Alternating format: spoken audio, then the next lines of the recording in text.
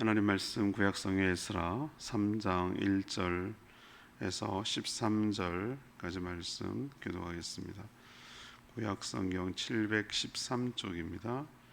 에스라 3장 1절에서 13절까지 말씀 교독하겠습니다. 오늘은 8월 4일 목요일 아침입니다. 8월 4일자 본문 에스라 3장 1절에서 13절까지 교독하겠습니다. 이스라엘 자손이 각자의 성읍에 살았더니 일곱째 달에 이르러 일제히 예루살렘에 모인지라. 요사닥의 아들 예수야와 그의 형제 제사장들과 스알딜의 아들 스룹바벨과 그의 형제들이 다 일어나 이스라엘 하나님의 제단을 만들고 하나님의 사람 모세의 율법에 기록한 대로 번제를 그 위에 드리려 할세. 우리가 모든 나라 백성을 두려워하여 제단을 그 터에 세우고 그 위에서 아침 저녁으로 여호와께 번제를 드리며 기록된 규례대로 초막절을 지켜 번제를 매일 정수대로 날마다 드리고 그 후에는 항상 드리는 번제와 초하루와 여호와의 모든 거룩한 절기의 번제와 사람이 여호와께 기쁘게 드리는 예물을 드리되 일곱째 달 초하루부터 비로소 여호와께 번제를 드렸으나 그때 여호와의 성전지대는 미처 놓지 못한지라. 이에 석수와 목수에게 돈을 주고 또 시돈 사람과 두로 사람에게 먹을 것과 마실 것과 기름을 주고 바사왕 고레스의 명령대로 백향목을 레바논에서 요빠 해변까지 운송하게 하였더라. 예루살렘에 있는 하나님의 성전에 이른 지 2년 둘째 달에 스알딜의 아들 스룹바벨과 요사닥의 아들 예수아와 다른 형제 제사장들과 레위 사람들과 무로 사로잡혔다가 예루살렘에 돌아온 자들이 공사를 시작하고 20세 이상의 레위 사람들을 세워 여호와의 성전 공사를 감독하게 하며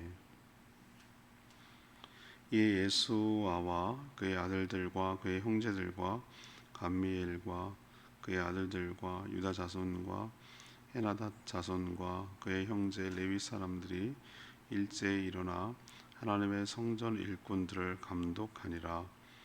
건축자가 여호와의 성전의 기초를 놓을 때에 제사장들은 예복을 입고 나팔을 들고 아삽 자손 레위 사람들은 제금을 들고 서서 이스라엘 왕 다윗의 규례대로 여호와를 찬송하되 찬양으로 화답하며 여호와께 감사하여 이르되 주는 지극히 선하심으로 그의 인자하심이 이스라엘에게 영원하시도다 하니 모든 백성이 여호와의 성전 기초가 놓임을 보고 여호와를 찬송하며 큰 소리로 즐거이 부르며 제사장들과 레위 사람들과 나이 많은 족장은 첫 성전을 보았으므로 이제 이 성전의 기초가 놓임을 보고 대성통곡하였으나 여러 사람은 기쁨으로 크게 환성을 지르니 백성이 크게 외치는 소리가 멀리 들리므로 즐거이 부르는 소리와 통곡하는 소리를 백성들이 분간하지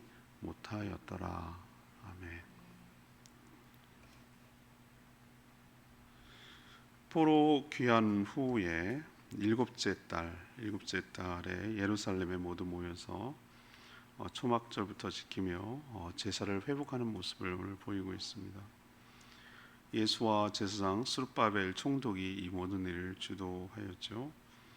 동시에 석수, 목수를 고용해서 두로와 시돈에서 백향목 나무를 운송해서 성전 건축을 준비했습니다. 레위 사람들이 성전 건축에 감독이 되어서 주관하고 있는 것을 볼 수 있습니다.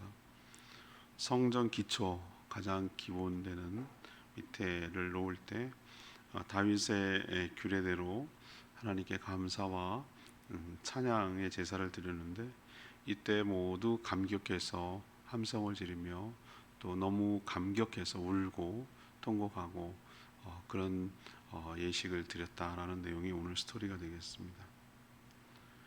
먼저 오늘 질문은 이겁니다. 성전 건축은 어떻게 진행되었습니까? 성전 건축은 어떻게 진행되었습니까? 이것이 오늘 질문입니다. 먼저 1절에서 6절까지 말씀, 제사부터 시작하였습니다. 제사부터 시작하였음을 알 수 있습니다. 포로 귀환 후 일곱째 달에 모든 백성이 일제히 예루살렘에 모였습니다. 각자 자기 고향과 가문 집에서 있다가 이때 모인 것이죠. 7월은 그들에게 있어서 한 해의 시작달이라고 할 수가 있겠습니다. 그들은 아직 성전의 기초도 놓지 못한 상태였지만 예수와 제사장 그리고 스룹바벨의 총독의 주도로 무엇부터 시작했냐면 제사부터 시작한 것을 볼 수 있습니다. 우선 하나님의 제단을 먼저 만들었죠. 돌로 쌓았을 겁니다. 그리고 모세의 율법대로 그 위에 번제를 올려놓고 제사를 드리기 시작했습니다. 동시에 7월에 해당되는 절기가 바로 이 초막절이거든요. 7월에 있는 절기인데 3대 명절 중에 하나인 이 초막절을 규례대로, 그러니까 율법대로 규정한 대로 지키기 시작했다고 기록합니다. 이 초막절의 의미가 굉장히 중요한 의미죠. 여러분 알다시피 초막절이 어떻게 시작됐죠? 출애굽 당시 이스라엘 백성들이 항상 이동을 해야 되기 때문에 고정된 집을 세우고 살 수가 없었어요. 늘 이동해야 되는 것이 임시집이죠. 임시집. 뭐 텐트를 치는 사람도 있었고 또 풀과 나무로 임시로 잠깐 있다가 또 언제 움직일지 모르니까 그 집을 일부러 짓고 멀쩡한 집 놔두고 일부러 그렇게 이때만큼은 초막으로 집을 짓고 사는 거, 그러니까 잠깐 지내는 거예요. 왜 그러냐? 하나님께서 이집트 애굽으로부터 자신들의 조상들을 이끌어내시고 구원하여 주셨음을 잊지 않고 감사하는 절기가 바로 이 초막절인 것이죠. 그래서 그 초막절 하면 이퀄 자신들의 구원의 은혜에 감사하는 절기, 이렇게 생각이 됐던 것이죠. 근데 왜 이것이 중요할까? 지금 이들도 똑같잖아요. 이집트에서 나온 그들의 조상처럼 지금 어디서 나왔습니까? 바벨론 포로로부터 해방되어서 이렇게 나오게 된 것을 감사하는 것이죠. 이건 전적인 하나님의 은혜죠. 이집트에서 출애굽한 것도 하나님의 전적인 은혜고 능력이고, 바벨론의 포로가 돼서 바사 왕국으로부터 노임을 받고 해방된 것도 이것도 자기가 뭘 해서가 아니죠, 그죠? 하나님의 전적인 은혜로 구원을 받고 그 고레스의 마음을 움직여서 가도록 허락한 것이죠. 이것도 조차도 하나님의 은혜인 것이죠. 그래서 이들이 7월달 모여가지고 뭐부터 했습니까? 제사부터 드리고 그리고 초막절부터 지켰던 것이죠. 근데 이게 한 번으로 끝났는가? 그렇지 않아요. 오늘 보면 3절에 보니까 아침 저녁으로 여호와께 번제를 드리며, 또 5절 보니까 그 후에 항상 드리는 번제, 초하루 여호와께 모든 절기에 드리는 번제, 이렇게 드렸다는 거예요. 그러니까 일상의 제사가 뭐죠? 회복된 거예요. 원래 레위기나 이럴 때 보면 그 기본적으로 상번제라고 하는 거, 상번제가 뭐냐면 일상에서 매일 아무 일 없어도 그냥 드리는 제사가 뭐냐면 아침 저녁으로 드리는 제사를 항상 그래요. 을 상번제라고 부르거든요. 또 안식일에는 또 특별하게 드리고, 첫날 초하루에도 또 특별하게 드리고, 또 여러 3대 절기뿐만 아니라 여러 절기에도 또 특별하게 드리고, 이렇게 특별하게 드리는 것이지만 매일매일 아침 저녁으로 드리는 제사를 상번제라고 불러서 이게 회복이 됐다는 거예요. 이게 여러분 작동이 되려면 뭐 그렇구나 이렇게 생각할 수 있지만 가만 생각해 보세요. 제사를 드린다는 것은 동물이 희생 제물이 그 규정되어 있거든요. 뭐 양이면 양, 이렇게 규정되어 있는 게 매일매일 해야 되고 제사장이 이게 운영이 돼야 되는 거예요. 이게 안 되면 이게 불가능한 거거든요. 이게 회복이 됐다라는 얘기는 뭐죠? 하나님 예배가 회복됐다는 것이고, 예배가 회복됐다는 게 뭐죠? 하나님 관계가 회복된다는 것을 우리에게 보여주고 있는 것이죠. 자, 지금 시점이 언제라고요? 성전 건축이 아직 되기도 전이라고 그랬어요. 아직 시작도 못했어요. 근데 뭐부터 회복하고 있죠?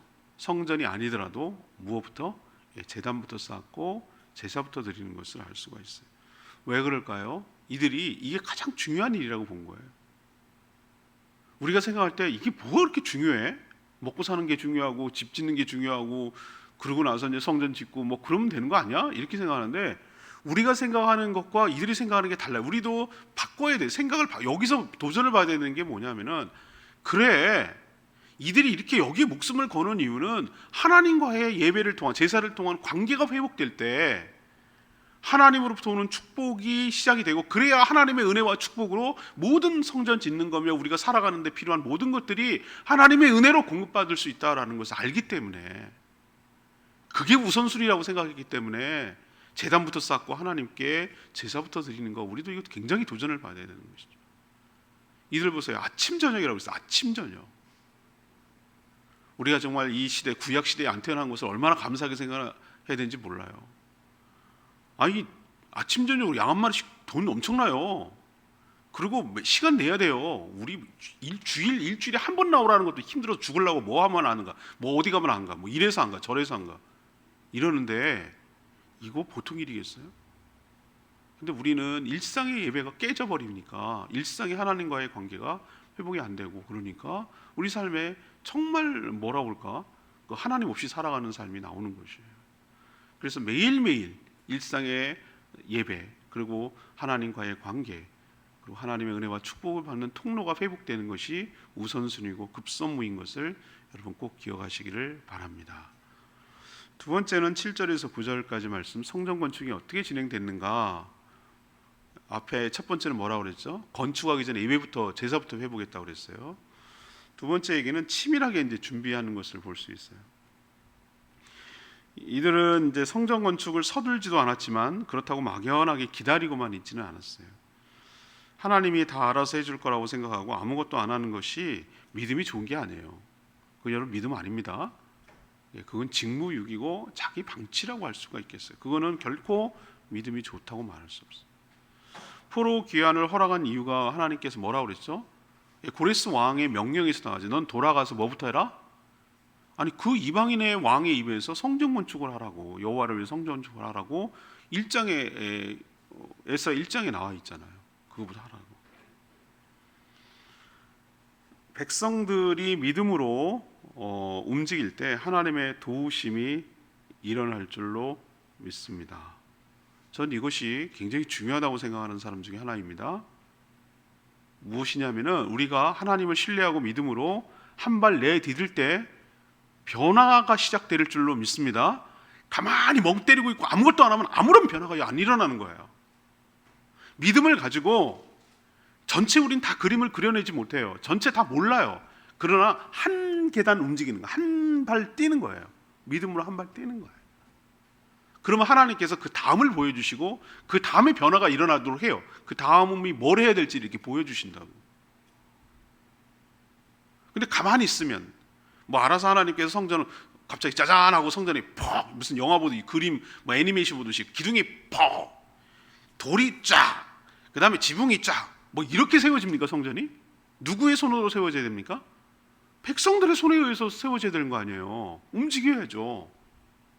하나님 뜻이 그렇다면은, 뜻이 분명히 알았다면 그게 하는 건 우리 몫이잖아요. 맞죠?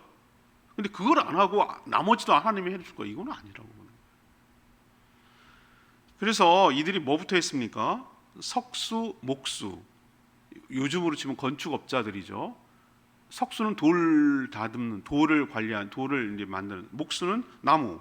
이 사람들 옛날에는 석수, 목수가 다 줬을 테니까, 요즘은 뭐 미장이도 있어야 되고 콘크리트 타설하는 사람도 있어야 되고 인테리어 하는 사람도 있어야 되고 내부 뭐 전선하고 뭐 그런 거 있잖아요. 통신 시설 뭐 보니까 뭐 중간에 건축 이렇게 하는 걸 눈 보면은 중간에 뭐 관도 여러 개 들어가고 보면은, 그죠?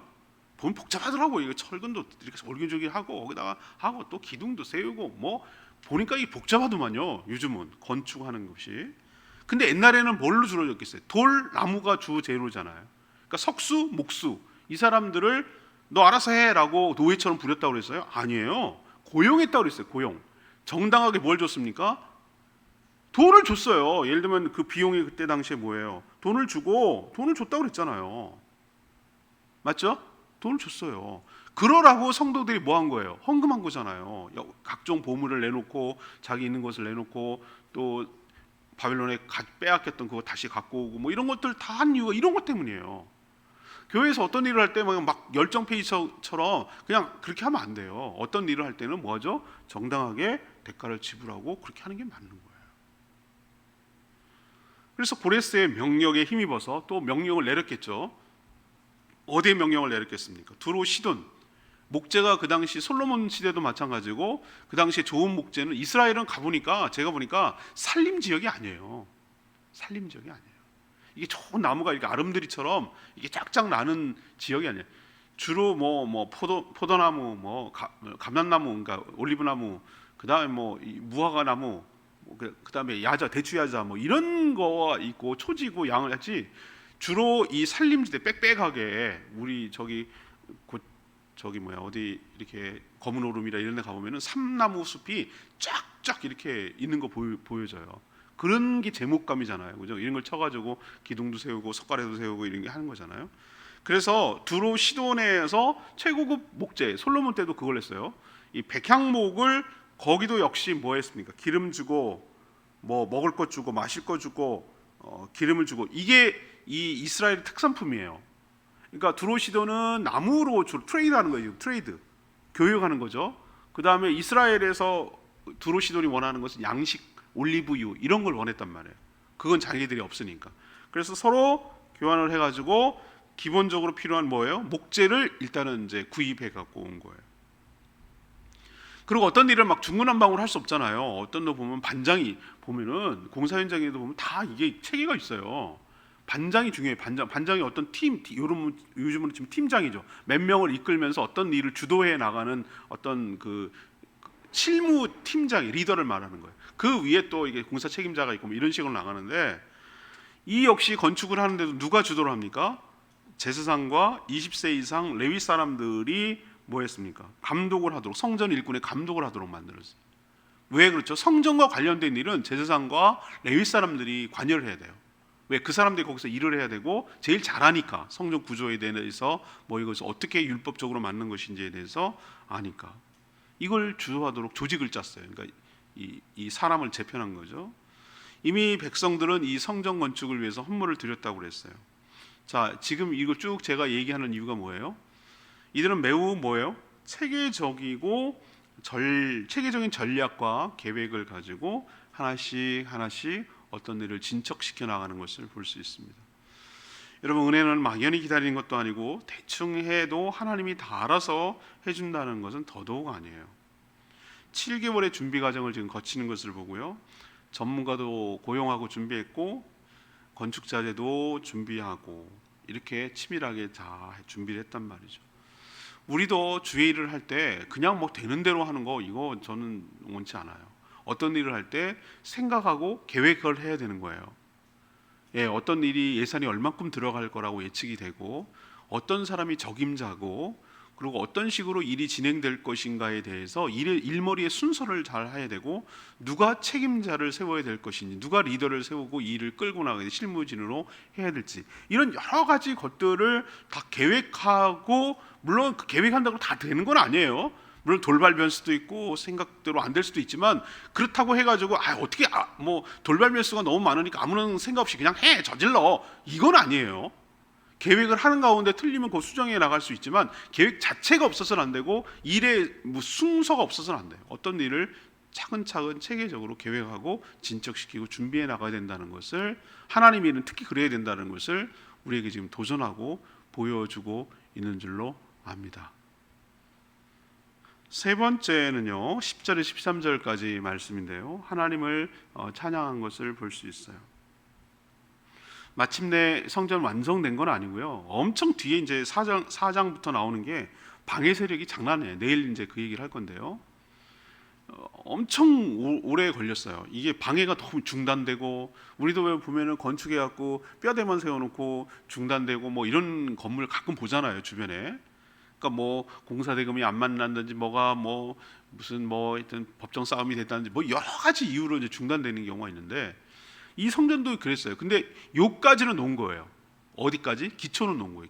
기초로 치면 요즘으로 치면 뭐 요즘은 콘크리트로 해가지고 한 최초의 그 밑에 보니까 우리도 연북로내가 이제 걸어올 때 이렇게 보니까 요즘 건물이 막 올라 세워지고 있는데요.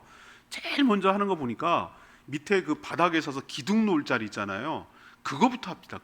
그거를 단단하게 기둥 놓는 자리를 콘크리트로 타설하고 뭐 단단한 걸로 해고 그 다음에 이제 그 위에다가 이제 딱 토대를 만들어 놓고 이제 쌓아 올려가더라고요. 그게 기초가 굉장히 중요해요. 왜 기초가 중요하지 않으면 기울거나 이러면 건물 끝장나거든요. 그러니까 이 밑에가 토대가 굉장히 중요하거든요. 근데 지금 그걸 놓은 거예요. 성전의 기초가 이제 놓인 거예요. 아직 완공이 되지 않았죠. 성전 완공 한참 멀었어요. 근데 이들은 대나무에서 이 마디마다 이 각 단계마다 하나님께 찬양과 감사를 드리는 모습을 볼 수 있어요. 우리도 옛날에 그 건축할 때 있잖아요. 그런 것이 흔적이 아직도 남아 있어요. 뭐냐면은 상냥식이라는 게 있어요. 상냥식이 뭐냐면은 대들보를 놓는 날이에요. 대들보를 놓는다고 건축이 완성된 건 아니에요. 뭐 한옥할 때 대들보를 이렇게 놓거든요. 근데 그게 가장 중심되는 등뼈 같은 거잖아요. 그러고 나서 아직도 공사가 많이 남았어요. 뭐 석가래를 놔야 되고 지붕도 얹어야 되고 뭐 문짝도 달아야 되고 할 일이 되게 많아. 한옥도 보면 난 잘 모르지만요. 근데 왜 상냥식, 그러니까 이 대들보를 놓는 게 중요하다고 생각했죠? 그것이 보면은 굉장히 뭐냐면은 건물에 있어 건축하는 과정에 있어 중요한 상징적인 중간 단계라고 본 거예요. 우리도 건축할 때 요즘은 업자들마다 다 세분화되어 있어요. 제일 먼저 하는 사람이 토목공사 하는 사람들, 땅 파고 뭐 이렇게 저는 아무것도 몰라도 그냥 옆에서 지켜만 봐도 알겠어요. 이것이 저는 뭐 전혀 뭐 건축과 상관없는 사람이지만 제일 먼저 하는 게 뭐예요? 토목공사부터 해요. 땅을 고르고 땅을 정리하고 어떻게 어디다가 세울 것인지 측량해가지고 땅 파고 뭐 여기쯤에 놓을 거다라고 하고 이거 다 하는 거예요. 그 다음에 하는 단계가 뭐예요?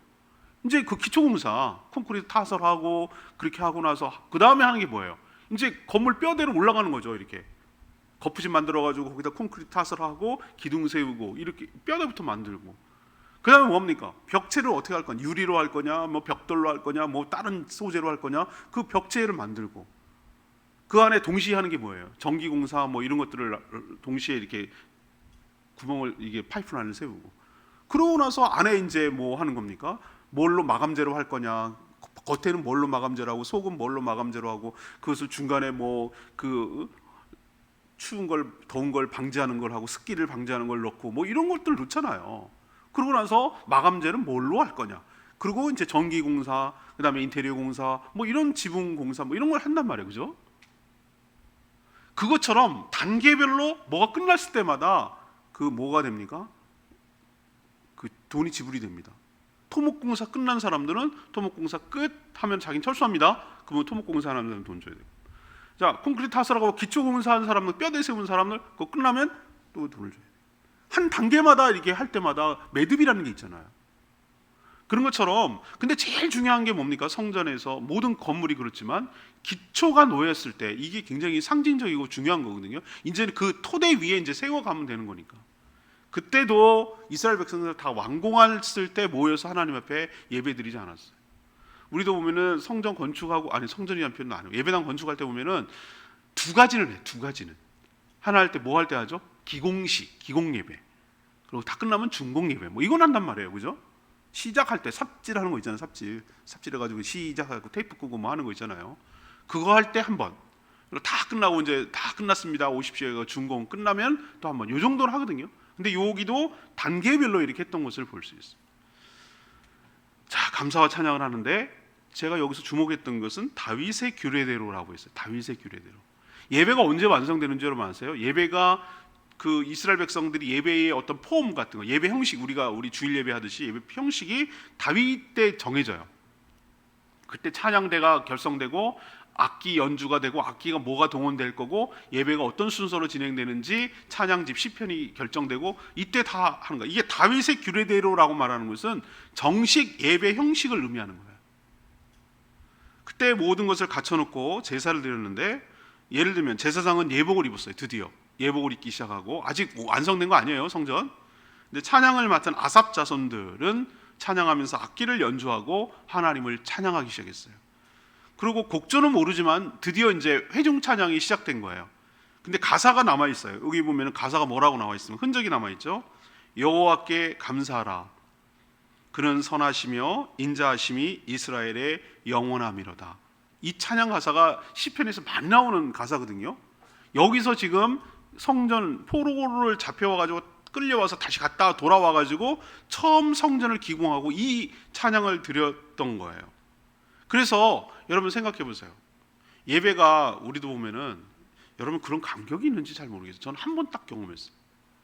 군대 갔는데 군대에 가면은 훈련소 가고 뭐 그 있으면은 자기 마음대로 교회 가고 싶다고 가는 게 아니에요. 데려다 줘야 되는 거예요. 근데 한 번의 공백기가 있었어요. 내가 내 평생 살면서 내가 처음으로 주일날 예배당에 가서 못 드린 그날인 것 같아. 난 아무도 안 데려다 주는 거예요. 그때 대기 상태로 있었는데 훈련소인가 뭔가 대기 상태로 있는데 마음대로 갈 수는 있는 건 아니거든요. 근데 마음대로 지 마음대로 돌아다니는 거 아니에요. 그런데 이상하더라고 느낌이. 내가 그때 처음 이상했어요. 그러니까 자주 맨날 밥 먹듯이 나왔다가 빠졌다가 하는 사람들 그 느낌을 몰라. 근데 저는 평생을 싫든 좋든 간에 주일 예배를 드리다가 그때 유일하게 한 번 군대 가서 내 마음대로 안 되니까 그냥 멍 때리고 있었지 뭐 아무도 날 데려다 주지 않으니까. 그래서 그러고 났는데 그 다음 주에는 이제 사람이 모이고 그랬더니 누구 인솔아에 이제 종교생활 할 사람 이렇게 해갖고 이제 걔는 종교생활이라고 그래. 불교서, 천주교서, 기독교서 이렇게 3대 종교 해가지고 줄 쓰면 이제 막 행진해가지고 예배당에 갑니다. 군대교회였습니다. 근데 제가 아직도 그렇게 인상 깊게 남아있는 게 왜 남았냐면은 보름 만에 두 주 만이죠. 2주 만에 예배를 드리는데 예배 드리기도 전에 예배당에 앉아 있는데 그렇게 눈물이 나더라고. 너무 이렇게 예배 드리는 게 참 귀한 거구나. 그리고 찬양을 하는데 그때 뭐 그렇게 감동적인 찬양도 아니었던 것 같아 기억에. 그런데 찬양을 하는데 그렇게 눈물이 날 수가 없어요. 찬양하는데 그렇게 눈물이 날 수 없어요. 예배드림이 기쁨 됩니다. 이 찬양 우리 있잖아요. 주께와 엎드려 그 경배드립니다. 그 찬양하는데 예배드림이 기쁨 됩니다. 이게 하나님께 예배하는 것이 이게 얼마나 특권이며 얼마나 큰 축복이며 얼마나 큰 은혜이며 내가 몸이 아파가지고 몸도 눕지 않았고 내가 어떤 것에 이렇게 제약을 받지 않고 만약에 공산주의나 무슨 같으면은 이거 예배 드리는 거 내가 전주에만 해도 나들 데려다 주고 오고 확 제압하고 있으니까 군대니까 내가 내 마음대로 갈 수 없으니까 이렇게 내가 드리고 싶도 못했는데 이런 삶이 아니라 내가 하나님 앞에 예배 드릴 수 있는 삶을 살아간다는 게 얼마나 큰 축복인가. 이것을 제가 정말 그때 감격 속에 예배 드렸던 기억이 난단 말이죠. 여러분, 이들이 제가 느꼈던 감정이 이들이 느꼈던 것 같아요. 이들이 모든 것을 갖춰 있고 하나님께 예배를 드리는 순간 너무나 감격스럽고 기뻐서 크게 함성을 질렀다고 그랬어요. 너무 좋았어요. 너무 기뻐서. 그런데 또 보세요. 너무 기쁘면 울기도 해요. 오늘 보면 무너지기 전에 솔로몬 성전, 그 아름다운 솔로몬 성전을 봤던 노인들은 성전의 기초가 딱 놓이자 옛날 생각나서 옛날에 이랬었는데 여기 이 자리가 이런 자리였는데 다시 기초를 놓을 수 나는 도저히 이제 포기하고 희망도 없다고 생각하는데 내가 죽기 전에 다시 성전이 회복되는 이 기초를 놓는 것을 보다니 라고 생각을 하며 뭐라고 그랬어요? 12절에 대성 통곡했다고 그랬어요. 사람이 너무 기뻐도 웁니다. 너무 슬퍼도 울지만 너무 기뻐도 그 감정이 최고조로 이랬을 때 기쁨이 넘쳐가지고 울니다. 환호, 통곡이 뒤섞인 감격이 한꺼번에 터져서 13절에 보니까 백성들이 크게 외치는 소리가 멀리까지 들리는데 그 즐거이 부르는 소리, 너무 감격스러워서 통곡하는 소리 이게 섞여가지고 도대체 그것을 분간할 수 없었더라라고 극적으로 묘사하고 있어요. 그 기쁨의 그 모습. 아직 성전이 완공된 것도 아닌데 기초는 왔는데 기초. 모든 것이 다 끝난 줄 알았는데 이렇게 다시 성전의 기초를 놓게 되니 감개무량했던 것이죠.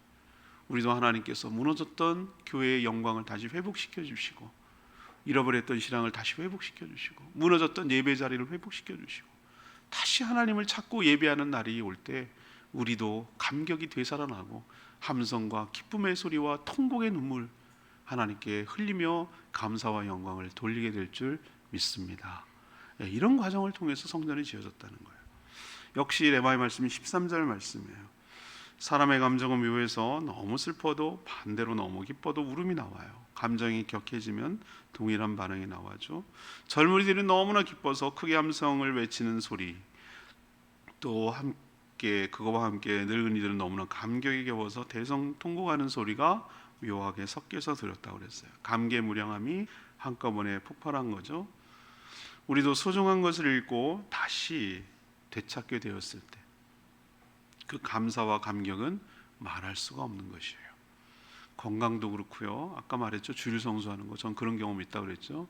신앙도 그렇고 깨졌던 관계도 그렇고 잃어버렸던 추락했던 명예도 회복하고 잃어버렸던 가족들 또 다 망해버렸던 물질들 이것이 다시 회복됐을 때 사람은 다양하게 사람마다 다양하지만 감격하는 것이죠.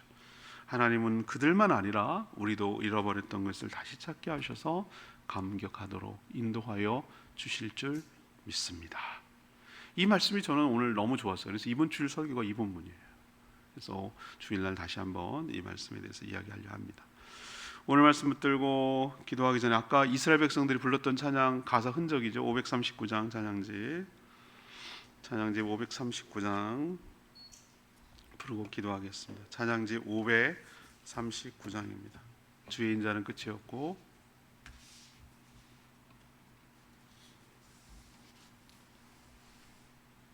찬양집 539장입니다. 주의 인자는 끝이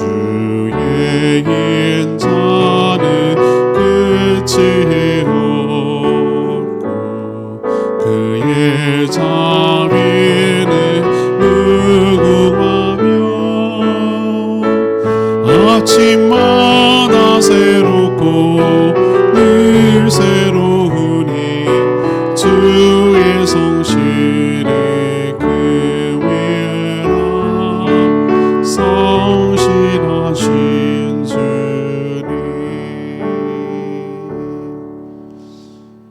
우리가 시편 곡조는 잘 몰라요. 근데 가사만 흔적이 남아있거든요. 여호와께 감사하라 여호와를 찬양하라 그의 선하심과 인자하심이 영원하미로다. 그 가사는 남아있어요. 그게 자주 등장하는 하나님의 찬송 가사예요. 맞아요. 아침마다 새로우니 아침마다 새로우니 그의 성실하심이 큼이라 성실하신 주님. 그 인자하심이 크고 그 선하심이 크고 그래서 하나님 다 망아버리고 끝난 줄 알았는데 다시 회복시켜 주시는 그 하나님의 놀라운 은혜가 크단 말이죠. 그래서 감격하고 울고 통곡하고 함성을 질렀던 것처럼 우리도 이런 감격을 다시 한번 회복하도록 하나님 은혜를 달라고 주여 외치며 기도하겠습니다. 주여 하나님 주의 인자는 끝이 없고 그의 자비는 무궁하며 아침마다 새롭고 늘 새로우니 주의 성실의 금이라 성실하신 주님.